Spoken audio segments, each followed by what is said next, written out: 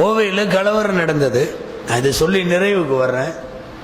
கலவரம் நடந்தது, 19 உயிர்கள் கொல்லப்பட்டது கோவை கலவரத்தில். உங்களுக்கெல்லாம் தெரியும். 19 முஸ்லிம்கள், 19 ஒரே நாளில் படுகொலை. 19 ஜனாசாமி ஒன்றா அடக்குனாங்க. கோயம்புத்தூரில் காலவாயின்னு ஒரு பகுதி, சுண்ணாம்பு காலவாய், அந்த பகுதியில் தான் நேற்றைக்கு ஒரு பெரிய ஆலிம் அமானுல்லா ஹஜரத்துன்னு சொல்லி நபரல்லாஹு மர்கதகு அவங்க வஃபாத் ஆயிட்டாங்க. ஒரு துவா செய்வோம், அல்லாஹ் அவர்களுடைய கபரை ஒளிவாக்குவானாக, அல்லாஹ் ஜன்னத்துல் ஃபிர்தௌஸை அவர்களுக்கு நசீபாக்குவானாக. அந்த பகுதியில் 19 ஜனாசா கலவரத்தில் இறந்து போனவங்கள வச்சிருக்கிறாங்க. அப்போ சிஎம் வர்றார். அப்ப கலைஞர் சிஎம், பயங்கரமான ரணகளத்தில் இருக்கக்கூடிய ஒரு சூழல் கோயம்புத்தூர்ல. சிஎம் சொன்னார், அப்ப கலைஞர் உத்தரவு போட்டார், 19 குடும்பங்களிலே ஒருவருக்கு அரசு வேலை கொடுத்துறேன்னு ஆர்டர் போட்டார்.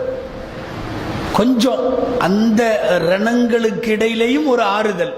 சரி, எல்லா குடும்பத்திலையும் அரசு வேலை கிடைச்சிருச்சுன்னு சொல்லி எல்லாம் சந்தோஷப்பட்டாங்க. அதுக்கான ஒரு 2-3 நாள்லேயே வேலைகள் பணிகள் தொடங்கி விட்டது. அப்போ கோவை மாவட்டத்தினுடைய கலெக்டர் முருகானந்தம், இப்போ இருக்கிற சீஃப் செக்ரட்டரி, இப்போ இருக்கிற தலைமை நிலைய செயலாளர் அவர் தான்.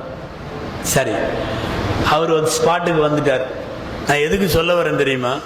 அரசாங்க வேலையை பெறுவதற்கு அடிப்படை தகுதி SSLC, பேசிக் குவாலிஃபிகேஷன். அரசாங்க வேலையை பெறுவதற்கு பேசிக் குவாலிஃபிகேஷனாக இருக்கக்கூடிய SSLC வரை படித்தவங்க 19 குடும்பத்திலும் யாருமே இல்லை. எனவே யாருக்கும் வேலை இல்லை, அது திரும்பி போயிடுச்சு. ஒரு காலத்தில் இன்றைக்கு உயர் பதவியில் நாம் இல்லையே என்று வருத்தப்படுகிற பின்னால் என்ன இருக்கிறது தெரியுமா? நம் தலைமுறை அன்றைக்கு படிக்கவில்லை, உயர்கல்விக்கு போகவில்லை, அது குறித்த சிந்தனையே இல்லை. ஏதாவது ஒரு பொட்டி கடை, ஏதாவது மாசம் 10,000 வருமானம், அவ்வளவுதான், ஒரு இத்தினுடைய இடத்துல வீட்டை கட்டிட்டோம் என்று முடித்து கொண்டதன் பின்னணி ஒரு பெரிய சமூக மாற்றம் சாத்தியப்படவில்லை. இதுக்கு மாற்றமா பேர்கள்லாம் விட்டுருவோம். சில பேர்லாம் எப்படி படிச்சான், எப்படி போய் உக்காந்தான், அவன் இன்னைக்கு என்னென்ன பண்றான், எந்தெந்த ஆளுமையில அமர்ந்திருக்கிறான், அதிகாரங்களில் கையெழுத்து போடுகிற அத்தனை இடங்களிலும் அவன் போய் அமர்வதற்கு காரணம் அவன் வென்றெடுத்த கல்வி. நான் மீண்டும் சொல்லுகிறேன், கல்வி, அரசியல், பொருளாதாரம், இந்த மூன்றிலேயும் பலம் பெற்ற சமூகம் மட்டும்தான் தன்னை மாற்றிக்கொள்ள முடியும். அல்லாஹ் சொல்லுகிறான், அவங்களா மாத்திக்கிற வரையும் நான் மாற்ற மாட்டேன்ட்டான். நான் ஆரம்பத்தில் ஓதன ஆயத்துடைய அர்த்தம் அது. லா யுகையிர் ஹத்தா யுகையிரு மா பி அன்ஃபுஸிஹிம். அவங்க தங்களை மாற்றிக் கொள்ளுகிற வரை நான் அவர்களை மாற்ற மாட்டேன். அவங்களா முன்னேற்றத்துக்கான கூறுகளை அவங்க சாத்தியப்படுத்தி எடுக்கணும். இந்த விஷயமெல்லாம் காலம் கடந்து யோசித்தாலும் இப்போதும் ஒன்றும் கெட்டு போகல. கல்வியும் அரசியலும் பொருளியலும் வென்றெடுத்தால் மட்டும்தான் சமூக மாற்றம் சாத்தியம். இதை ஒவ்வொரு மஹல்லாலையும் கொண்டு வரணும். அந்த மஹல்லாவுக்கு அந்த நிர்வாகிகள் ரொம்ப ரொம்ப முக்கியம். இதுல அவங்களுடைய பங்களிப்பு முக்கியம். நான் மீண்டும் சொல்லுகிறேன், மஸ்ஜிதுகளை மட்டும் கவனிக்காதீர்கள். எல்லா நிர்வாகத்துக்கும் சொல்றேன், மஹல்லாக்களை கவனியுங்கள், சமுதாயத்தை கவனியுங்கள். அது எல்லாத்துக்கும் நாம் பொறுப்பாளிகள். எந்த மஹல்லாவா இருந்தாலும் சரி, இன்னைக்கு இருக்கிற சூழல்ல 3 விஷயத்தை கையில் எடுத்து பண்ணணும். 1, மஹல்லாவின் குழந்தைகள், 2, மஹல்லாவின் பெண்கள், 3வது மஹல்லாவின் வாலிபர்கள். இந்த 3 ஒரு மஹல்லால கரெக்ட் ஆயிருச்சுன்னு சொன்னா அல்ஹம்துலில்லாஹ், அன்னலார் ஏற்படுத்திய சமூக மாற்றம் இங்கேயும் சாத்தியப்படும். இன்னைக்கு இந்த 3 தான் பயங்கரமான விவகாரம். மதரசா கல்வி பெறாத குழந்தைகள் அல்லாஹ் பாதுகாக்கணும். வருங்காலத்தில் அவர்கள் தீனுல் இஸ்லாத்தை விட்டு விலகி செல்லும் அபாயம் உண்டு. ஜோதிடமெல்லாம் இல்லை, புள்ளி விவரங்கள், எச்சரிக்கைகளே அதுதான். 2வது நம்முடைய பெண்கள் கலாச்சார ரீதியாக ரொம்ப கெட்டு போயிருக்காங்க, ரொம்ப கெட்டு போயிருக்காங்க. விரிவா பேச முடியாது. ஒரு நாள் வந்து பெண்கள் தலைப்பிலேயே பேசணும், அப்பதான் பேச முடியும். இவங்க வந்தவங்களுக்கெல்லாம் முதல்ல துவா செய்யணும், அல்லாஹ் உங்களுக்கெல்லாம் பரக்கத் செய்யட்டும். ஏன்னா பிக் பாஸை விட்டுட்டு வந்திருக்காங்க அவங்க. இங்க இருக்கிற வயசானவங்க எல்லாம் சிரிக்கிறத பார்த்தா அவங்க எல்லாம் பாக்குறாங்க போல தெரியுது. Big pass. பிக் பாஸ்ங்கிறதெல்லாம் வந்து கதை அல்ல, வெறும் நாடகமெல்லாம் இல்லை.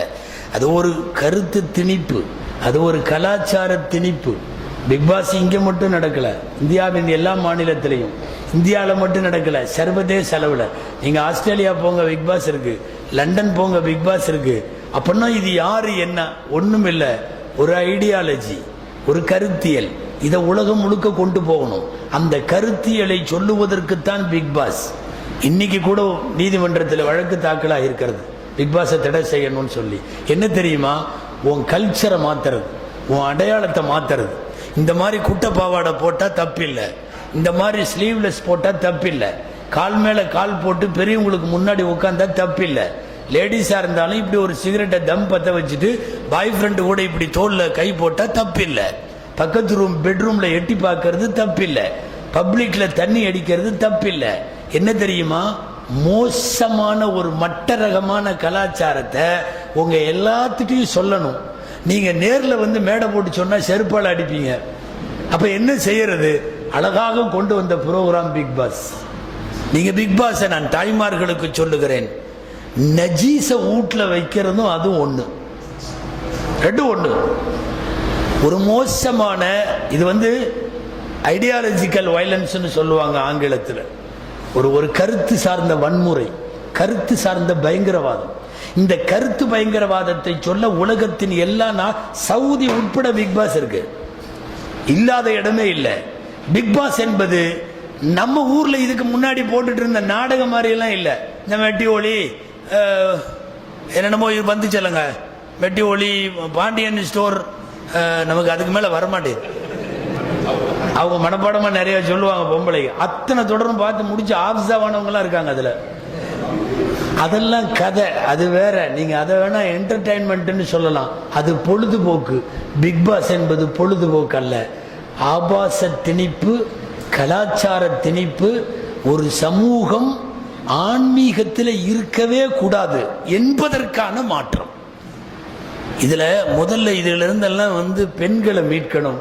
நான் மீண்டும் சொல்லி நிறைவுபடுத்துகிறேன், குழந்தைகளை விட்டு விடாதீர்கள், இளைஞர்களை வழிதவறி போக விட்டு விடாதீர்கள், பெண்களை இன்றைக்கு காலம் போகிற போக்கில் விட்டு விடாதீர்கள். நம்முடைய மார்க்கத்தினுடைய நெறிப்படியும் பண்பாடுகளின்படியும் நம்முடைய கலாச்சாரப்படியும் நம்முடைய முன்னோர்கள் நமக்கு காட்டி கொடுத்த மரபுகளின்படியும் அவர்களை மீட்டெடுக்க வேண்டும். அல்லாஹ்விடத்தில் துஆ செய்வோம்.